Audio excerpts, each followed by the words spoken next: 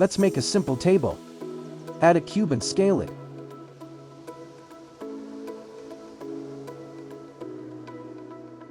Go to edit mode and add loop cut, then bevel it.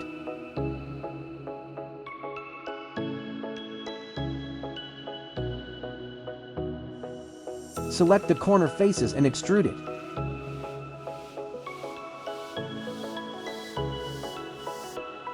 Rotate the table.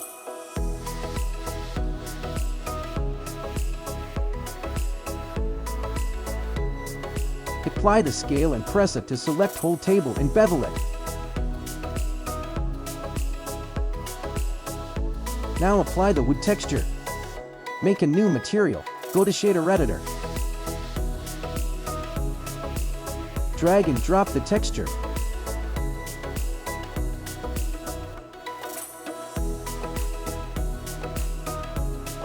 Press Ctrl+E. Connect to the object.